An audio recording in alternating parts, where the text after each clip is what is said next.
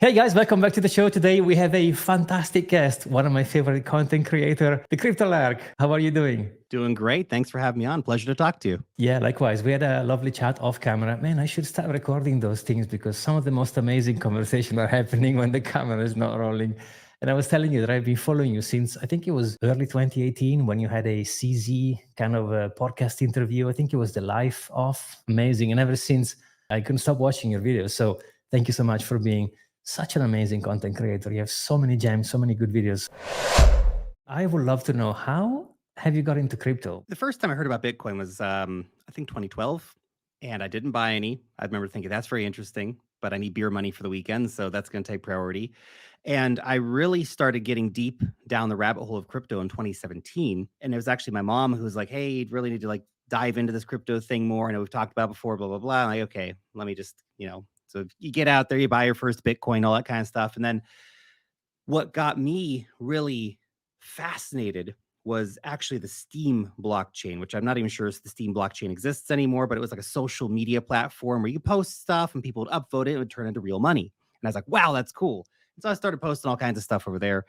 And one thing led to another. And I started posting all this kind of stuff about traveling and wine reviews, whatever I was kind of thinking about. And then I started posting about crypto because obviously I was super into it. And people started really engaging with those posts. Those posts started getting a lot of upvotes. People also started asking a lot of questions. And, I was going through my journey, so I wanted to try and find the answers to those questions and help people out as well as learn more myself.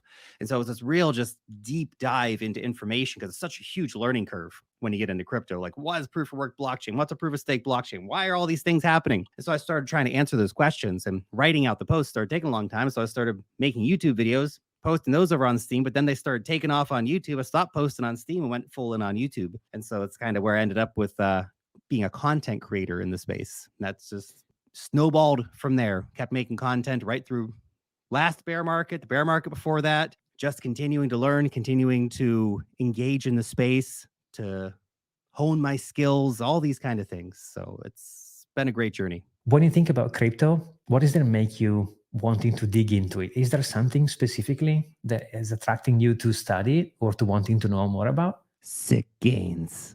No, a big part. Look, I think we'd all be fooling ourselves if we didn't realize that we're here as investors, probably first and foremost in the majority of situations.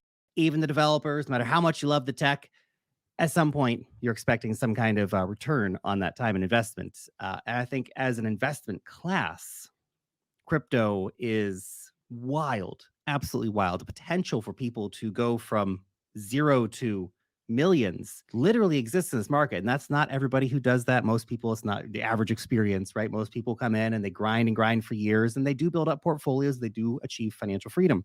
That's all very, very possible. But the ability of this market, because it's so decentralized and wild still, that new coins launching and new protocols launching and airdrops that are literally worth thousands of dollars that anybody can participate in. Like, we're talking about absolutely crazy stuff here. And that, I think, is fantastic because it democratizes the ability to make money. You see, with stocks, it's a much more guarded world. It's very geo-blocked, right? If you live in certain countries, you can't even access equities in US markets or UK markets or Australian markets. You have to be from certain countries or have a certain level of wealth to be able to do that. So a lot of people are blocked out. If we talk about doing payments and stuff like this, we're disrupting entire industries that are really helping people. And that's a fantastic part of the technology that really gets me excited. And it also allows all these people from all around the world who didn't have the ability to create wealth or to preserve wealth. They now have that ability with their smartphone. All they have to do is go click and buy some Bitcoin, and almost anybody, anywhere in the world can buy Bitcoin. And that's an amazing thing because when you realize how guarded like US treasuries are and stocks are and real estate and how hard it is to get into some of these things and how big the barriers are for some people. If you live in the West, you might think, well, there's not really any barriers. You're lucky. Most people do have big barriers to get into this stuff. We're talking percentage of the global population. Only a quarter of the world's population has easy access to these kind of equities and stuff like this. So crypto has democratized wealth generation and wealth preservation. And that's a very exciting thing. It's a 24/7 global market that's accessible to anyone. And as an asset class, It is the asset class with probably the most potential growth in the coming decade or two. Yes, AI is very exciting. Yes, electric vehicles are very exciting. Lots of exciting stuff going on in biotech right now. And I invest in some of those stocks, right? But when you look at the potential of crypto, we are at what, 1.2, $1.3 trillion market cap. We're a baby. Apple's almost 2.5 times the size of all crypto combined. There's 2 or 3 companies that have bigger market caps than just all of crypto combined. We're so early still, and people who are engaging with crypto content right now, stacking, whatever, and anywhere in the world, again, anywhere in the world, we have people creating wealth out of crypto right now. It's incredible. I love the opportunities here. Yeah, super well said. I think it would be crazy not to address the elephant in the room and say, hey, gains are attracting people to look into it. And then maybe once you are inside this amazing ecosystem, then you will start digging into it and you'll find some amazing things. But I agree with you. There is definitely a component in that because there is nothing that moves that I've seen this quick. And I mean, I couldn't agree more also with accessibility. Like if you think about it, most of the people don't even have a bank account. And, sometimes you take it for granted. But when you start traveling around and move around, even for example, me coming to Dubai, it wasn't actually the easiest thing to have a bank account. I mean, in the end, okay, I manage as opposed to there are places where they don't even have a bank and you have no other option. Mhm. But I'm just moaning on a privilege here because, it took me 3 months, but in the end I had my account. But there are people and places where they don't even have the option to do that. So having these 24/7, like you said, ledger, decentralized, allow people to transfer value, it's incredible. And where do you think we are now in the market? Do you buy into the 4-year cycle still? Because some people are saying, well, most of the Bitcoins are out there already. What's your view? So far, the 4-year cycle has held true. The question is, how long does it hold true? And we have to look at other factors beyond just the simple Bitcoin halving cycle. There's also 3.5-year credit cycles that we go through, and there's the different cycles with the central banks and risk on, risk off attitudes, depending on how the central bank is approaching injecting or detracting liquidity from markets. Up until now, though, the 4-year theory has proven true. Although if we get a Bitcoin ETF approval before the Bitcoin halving, that could, in theory, break the 4-year halving cycle. Because if we get a new all-time high before the Bitcoin halving, that essentially breaks the 4-year cycle theory. And one key thing to consider with the 4-year cycle too is that even though Bitcoin's still half approximately of the crypto market, those halvings are going to become much less impactful. I would say the last really impactful halving is probably going to be 2032, because that's the one where we finally slip below 1 Bitcoin per block reward. After that, the 2036 halving is going to be half a Bitcoin per block reward. The 2040 halving is going to be a quarter of a Bitcoin per block reward. Even if Bitcoin's at $1 million, like it's not super impactful in terms of supply coming into the market. Most of the supply is already out there. And at some point, this 4-year cycle will probably fall down, especially as we see other cryptocurrencies take more and more prominence. And we'll have more cycles around the movements in those. And we may see crypto eventually trading more in line with the macro markets, as we have seen it do in the past. Right now, we're breaking away from macro markets. We're highly decorrelated right now, or we have been over the past few weeks. Sometimes we correlate a bit more, sometimes a bit less. But for the second half of the year, we've definitely had very strong discorrelation, but that's not the norm. Normally, we are actually correlating quite a bit with risk on markets. When they're risk off, we're also risk off. Tends to be the case. Are you like a Michael Saylor, no second best, or do you like to diversify in many other areas like gold, real estate, and stocks? I'm diversified around. I think someone like Michael Saylor taking the high bet that he has the ability to do that, right? He's already set for life no matter what if Bitcoin went to zero, Michael Saylor would still be set for life. And, a lot of crypto people are set, right? We've been around long enough. We've been able to create some wealth, all that stuff. But for me, I'm very interested in stuff that's also not crypto. Like I love stocks. I love AI stocks. I love electric vehicle stocks. I love space stocks and all these kind of like really interesting stuff. I love it. It's super exciting for me. So I buy a lot of that stuff with profits from crypto. And I don't have any real estate investments. I own my own home, but besides that, I don't have any real estate investments. I do have some gold, although, gold, I like it. I like having it, but I'm not sure how much more of it I need in the future. Let's put it that way. Because realistically, Bitcoin is so superior to gold in so many ways. Like, so you got the tactile thing you can hold in your hand, and that's nice. But besides that, I kind of agree with you, man.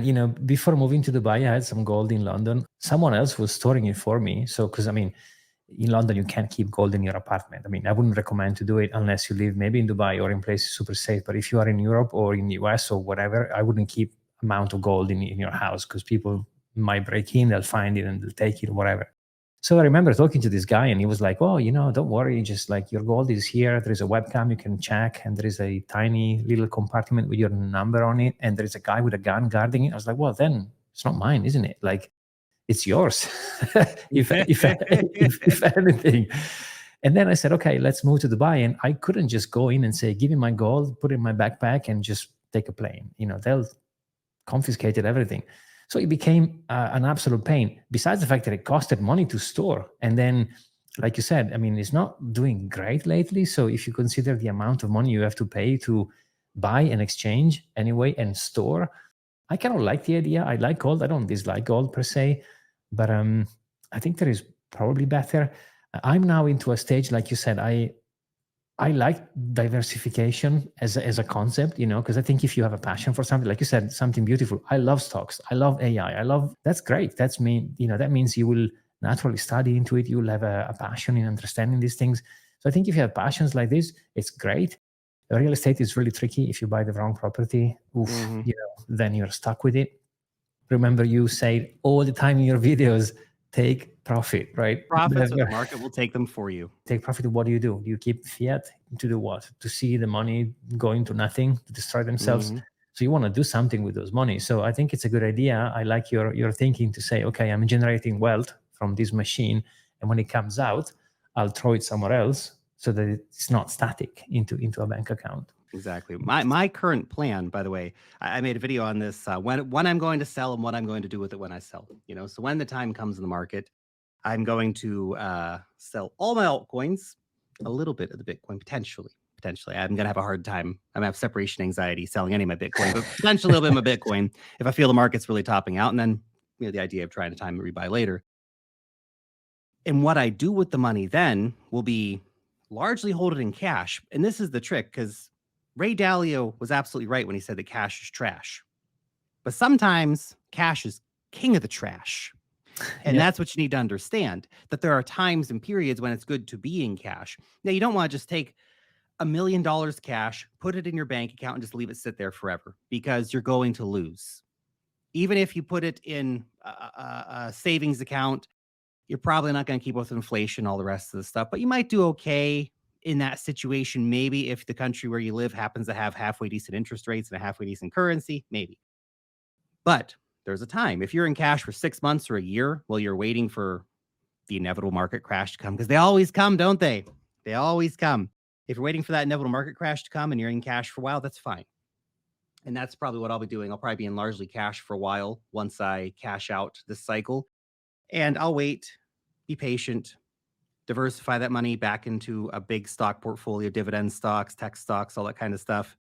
And maybe some property. I have not decided yet. I keep going back and forth on property, man, because right now, unless you're buying complete cash deals where I live, you're crazy, because the interest rates are so high, it's just going to destroy you. And then you have all the other BS you got to deal with, the property taxes and the insurance and renters. At some point, you got to deal with the renters, and that's a whole other thing. It's like, is it really worth it for 3% or 4% per year? And of course, the property value goes up, right? Hopefully. But it's a lot to deal with. So I may not actually end up getting a bunch of like investment properties per se. Maybe not. I don't know. I didn't think about that more, but maybe just second home somewhere, something like that. Maybe just some land banks, so to speak, for my children, but not so much, playing the big rental landlord game. Maybe that's not for me. This is such a good point, because it's not easy to jump into something. Imagine if someone is new and he or she or they never seen anything about crypto and they just want to buy some. It would be the same for me, real estate. I mean, if you buy the wrong postcode or whatever you want to call it, then you have to deal with it. Maybe you have no tenants for 6 months. It's tricky. I think, we are coming from a place where, like you said in the beginning, like crypto offers you an incredible amount of gain. So we are used to those 10% a day. I mean, when the bull market picks up, we get 20, 30, 40% in like hours, matter of small time. whether you go through such a major headache, you maybe invest $1 million or something huge amount of money to get 2% a year. Is it worth it? It's an interesting too, is because there's the liquidity factor with property. It's not very liquid. It takes a long time to sell a property. And if you look at something, so let's say you're getting, and again, if you get the perfect deal, the perfect time, and you're in the game, you're probably going to find ways to make good money in property, without a doubt. A lot of people do, right? I'm not an expert in that game, so I would be a novice coming into it. But I think about something like liquidity, for example. And I buy real estate investment trusts as stocks, and those are highly liquid. I can sell them anytime I want, and I still get access to the property markets as a proxy investment, right? Mhm. Or think about digital property. And now this is a very compelling thing for a lot of people, because Bitcoin's digital property. You don't get a dividend on it, but it's like a piece of very solid digital property, right? There's only every 20 million. It's a very limited space when you start to think about it.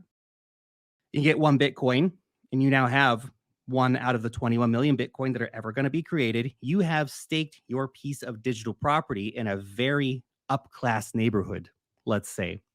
Or we can think about Ethereum, right? Ethereum supply is going to start decreasing over time, and it pays a dividend. And that dividend, the staking rewards, that is essentially as good as a lot of property investors are going to be getting, unless you get, again, the perfect deal at the perfect time. And it's highly liquid. You can sell it Ethereum tomorrow like that for cash in a second. So it's interesting. And I feel like because the barriers to entry are so low, the concept of digital property, because that's in a lot of ways what crypto really is. It's digital property. It's verifiably yours. That digital property concept is starting to take off with people. And of course, people like Saylor talk about Bitcoin as digital property and stuff like this. And he's right. He's right. My portfolio is super simple. I don't want to say I'm a Bitcoin maxi, but I like Bitcoin the most because Bitcoin is king in my book, and I like that. Of course, I don't even consider Ethereum an altcoin. I consider Ethereum. Right? I think the game is, in my mind, you have Bitcoin, you have Ethereum, and you have everything else, right? And into the everything else, there are a couple of projects I love. One of them is Chainlink. I sympathize for Matic. I think they are doing amazing. I mean, any other day I read about Matic doing something, Polygon doing something with something. If it's not Starbucks, it's whatever. There's always a game or a company. Solana is doing something interesting now. Is moving quite fast. Cardano, I got in early. I have a soft spot for Cardano, but I feel like I still have to prove themselves somewhat somehow. So do you have anyone in your radar? Yeah, a few of the names you mentioned, but I want to say one thing about altcoins is that people, especially if you're coming in new to this market, one of the temptations is you start reading about different altcoins and suddenly you want to own them all, and you don't need to. I probably own too many coins right now. I think I've got about 16, 17 coins, something like that, as well as a truckload of venture investments. But that's probably too many. You don't need that many. Look, I'm a full-time person in this industry. Like I live and breathe it every day. So maybe it's okay for me, but especially if you have any less time than full-time, you don't really need a giant amount of coins. In a previous cycle, my total coin holdings got up to like 50 coins or something. It's ridiculous. You do not need that much. And the temptation is, of course, to spread yourself too thin, because there's so many exciting things. Like, wow, I just heard a video about this. I just read about this. This is super exciting. I need to put $500 into this right now. And then you've got like coin number 37, and you're not really paying attention to it after that. You're not able to best maximize your potential on that. Things get lost in the mix. You don't need that many coins. I would say your average investor could probably do pretty well with 5 to 10 well-placed positions in this market. That all being said, I got a huge position in Chainlink recently. So Chainlink's one of those ones that I'd watched from afar for a very long time. Loved oracles, obviously understood the importance of Chainlink. CCIP came out. I read about CCIP. I said, that's going to be freaking huge. I'm buying a giant bag of Chainlink. And I spent maybe 3 or 4 weeks averaging in. My average price is around $7 approximately. And I'm waiting. I think it's going to have a great potential this market cycle. I think it's definitely picked up the sort of critical mass of hype and interest behind it. So I think that's really good. Another one that I have stacked during the bear market, stacked pre-bear market as well. So my cost average is not the best on it, but still I have very, very strong hopes for it moving into the future, is Avalanche. Avalanche has done some incredible stuff, and they've got a lot of very good technology. They have a burn mechanism like Ethereum. They have been nailing out crazy partnerships. They just announced a partnership with Citibank, JP Morgan, Cursed be their name, but JP Morgan is going to be using them for tokenization of real world assets. Gaming is some of the biggest, best looking games that are coming out right now, launching on Avalanche. Look, Immutable X is also doing gaming and stuff like that, but I don't have a bag of Immutable X, all right? So I'm talking about Avalanche. Yeah. but I put my money where my mouth is, right? I do my research. I put my money into things that I think have potential. And something like Avalanche, something like Chainlink, I think these are going to be big winners this cycle, and I've allocated myself accordingly. Others have great potential too. Layer 2 networks, of course, we're seeing get a lot of traction. I've got a big bag of Arbitrum, which sometimes I'm uncomfortable with because the Arbitrum token doesn't capture a lot of value. In fact, no value. Unlike Avalanche tokens or something, which do capture value. Arbitrum needs to figure that out. I think we have a staking mechanism coming up soon, which could help really drive some interest into the Arbitrum network. But the Arbitrum Layer 2 has maintained its position as basically being the #1 most popular Layer 2 network. They just need to cement some value back to their ARB token. Think about your tokens when you buy them. What's actually going to drive the value of these up beyond just hype? Hype can work. Look at Dogecoin. Hype can work. But generally, if you have an extra mechanism behind that, some kind of necessity for the token, whether to pay gas fees or for good staking rewards or burn mechanisms, whatever it might be, that's going to help really drive future value for your token. Exactly like you said. I think especially if you are a new investor, I have 5 coins in my portfolios. That's it. I mean, because I don't want to have any headache. I'm betting on the good horses. I think, of course, no financial advice, but I've done some research. Okay, this project is good. Chainlink, I like it. But even though I do love Chainlink and I love some of the other I mentioned, it's like a small percentage of my portfolio. Like the majority goes into Bitcoin and Ethereum, if you wish. But depending on your risk tolerance, and it's so difficult to say to someone how to invest. It's like, hey, I need a car. Which car I need? Well, it depends. Do you have a family? What kind of lifestyle do you? Where do you live? I mean, how can we say to someone, here's the perfect portfolio? It depends on your risk tolerance, on so many things. Bitcoin is definitely something you want to gamble on, I think, because it's proven himself quite well in time. But then I have some small bags, I call them moon bags, where I have a small percentage of my portfolio, 5%, 3%, 2%, depending on the project, and I just invest into it. And then if it moons, it moons. If it doesn't, who cares? It's only 2%, right? Mm-hmm. And like you said, there is a major difference between, especially for a newcomer to the space, if you have, let's say, $10,000 and you buy 20 different coins, the chance for you to do a 10x or a 20x, it's so small because you will have $100 here, $50 there. It's better to pick, in my opinion, smaller amount of coin, for example, half in Bitcoin or whatever, $5,000 in Bitcoin or Ethereum or whatever, so that those is going to keep the lights on, right? Because otherwise you will spread too thin and you will have literally no gains. I think you said something amazing there, which is like, it's good to diversify into some projects, but not too many, especially if you don't have a huge amount of funds, because you won't get the gains, right? That's right. I just want to add one point here too, is we're at a very fascinating time in the cycle right now. May not last for super long, but we are at an interesting time in the cycle right now. We were at a very interesting time in the cycle 3 months ago and people were a little less interested. But the reality is right now you can get those sort of top tier coins, your Chainlinks, your Solanas, your Avalanches, whatever. And the potential for like 10x gains moving forward is still pretty high. And that's pretty incredible because you can take relatively low risk bets. Obviously, everything in cryptos are risks, guys. Come on, invest responsibly. But relatively low risk bets can be had in these top coins that can get pretty good returns. And like you said, everybody has a different risk profile. So if you're looking for death or glory, go down to the low cap stuff because there's actually some good stuff down in the low cap stuff, but you're going to take risks. Even if it looks good, and it can be good, it doesn't mean it's going to go up. Plenty of great coins out there that never did anything. And then there's plenty of absolute dog crap that went 1000x. Because that's the way markets work. But there is that opportunity for those much bigger gains in those lower cap coins. The trick is finding them, and the trick is holding them long enough to actually actualize that big gain, which most people can't do. Yeah, super well said. I mean, when I think about $15 or $14 Chainlink, I mean, of course, I don't know, I'm speculating, but that's like $100 token right there. I mean, easy. So again, it's one of those things you want to keep your eyes on. And like you said, if you go back in time and watch the top 10 has changed a hell of a lot in the past even 6-7 years, right? So you only had Bitcoin number one and Ethereum number two. That's it. And the sad part is most of the investors are going to come in, buy the top, basically, and then sell the bottom. That's how it works, If you look at what Michael Saylor is doing, there is also a website. So I think it's called sailortracker.com, where you can actually see when he buys every single time. He's been buying the top consistently, and yet he's in profit.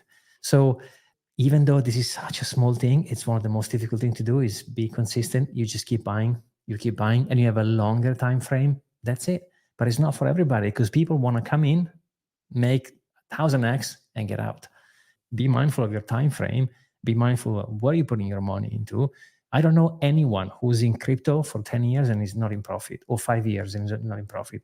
I know a lot of people, they're in crypto for 3 months and they've lost everything. Yeah, loads of them. One thing I want to say that I think can really help people too is position sizing. And I think this is something that's vastly misunderstood by the majority of new investors. And you are right that most people are going to come in and buy the top. The vast majority of people are not going to show up until euphoria hits and Coinbase apps number one and all that stuff. We know how this works. But if you're listening to this conversation right now, that's not you. You're here. You're early. You're early in the cycle. You're not going to be the exit liquidity this time, right? So when all the retail herd comes in later, that's when you want to sell.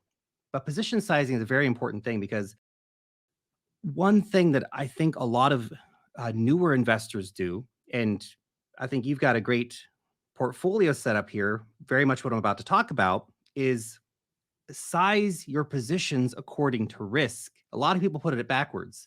So you've got 75% of your portfolio, for example, in Bitcoin. I got like 50% of my portfolio in Bitcoin, 20% in Ethereum, and 30% in altcoins. And now those 30% of altcoins are probably going to make me more money than the 70% of Bitcoin and Ethereum. But I've positioned everything according to risk. So if you are going after Dogcoin 100, you don't want to put 100% of your portfolio in that. You don't want to put 50% of your portfolio. You don't even probably want to put 5 or 10% of your portfolio in that. It's probably too much.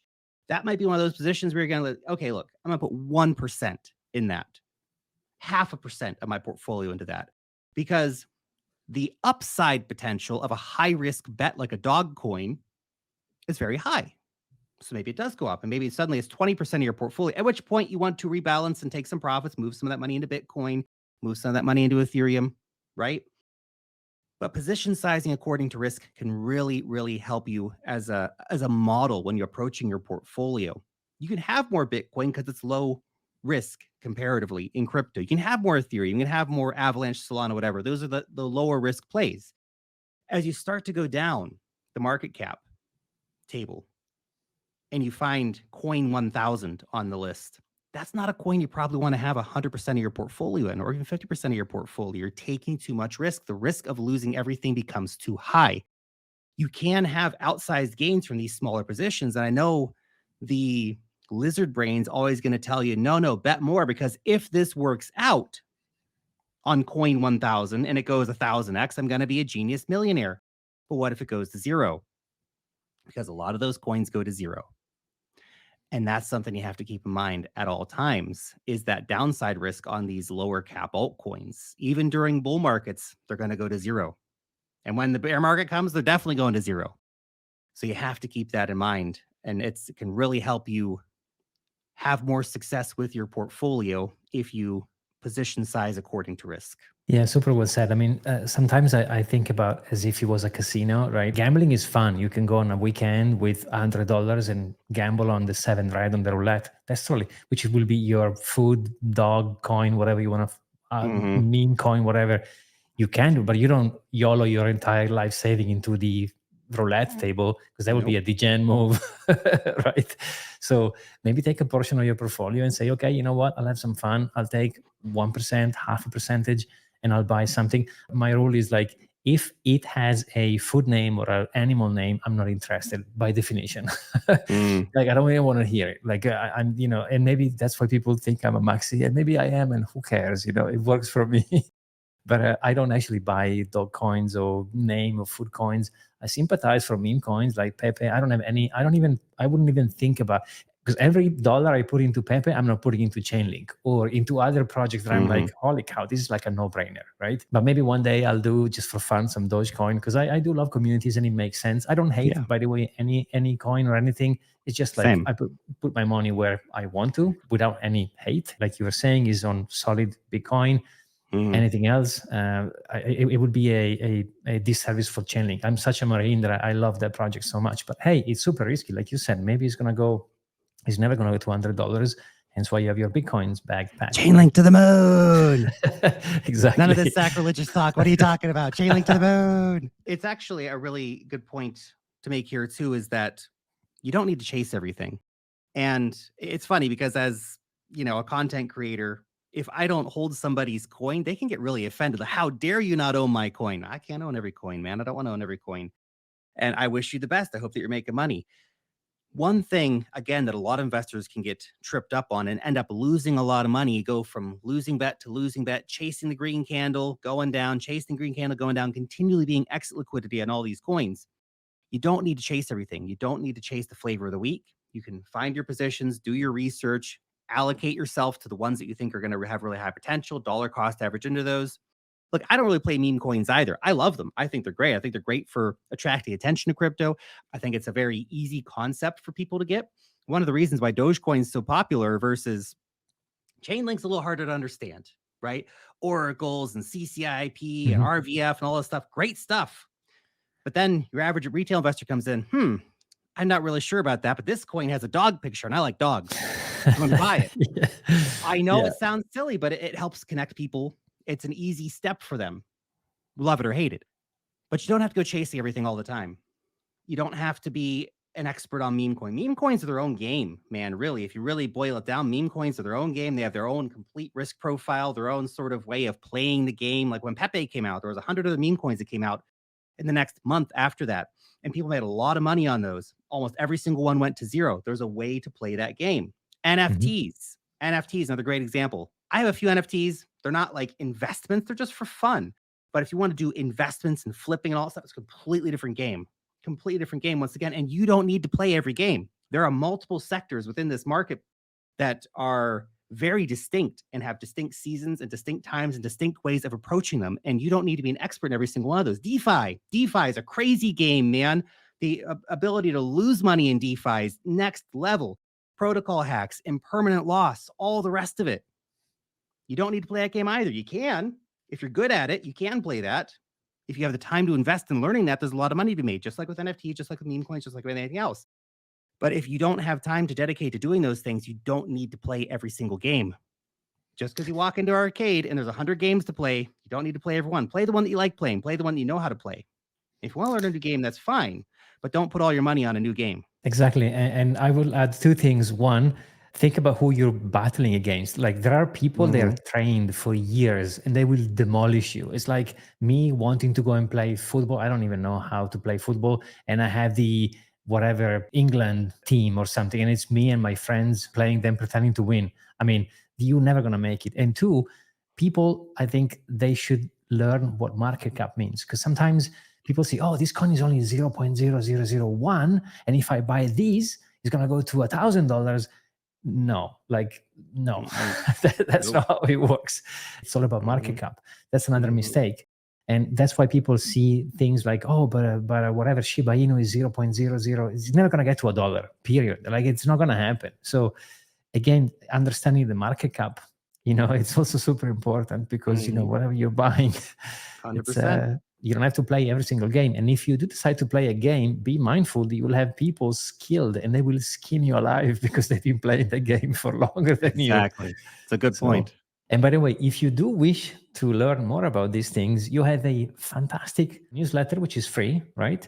Yep. You also have courses. You have so many guides for beginners. So I will link in the comments down below all your links because I think it is such a fantastic gem and it's a no-brainer because your research team is incredible. You talk about NFTs, you talk about DeFi, all the stuff that we mentioned, they are there for people to simply subscribe. 8 researchers to your inbox where we're doing all the hard work. We spend about 40 hours a week writing these newsletters and you can just take advantage of that by reading a 10-minute. Like you said, if you want to go and play a game, at least read the manual. That's the least you can do. That's it. Strongly encourage you guys to go and check it out because it is really well written. Thank for you. sure. I don't even know how to say thank you. It's been an absolute pleasure having you on the show. I've been following you forever, so such a great honor. Thank you so much. You are such a true gentleman. Thank you for having me. It's been a pleasure chatting to you. Speak soon, okay? Bye. Bye-bye.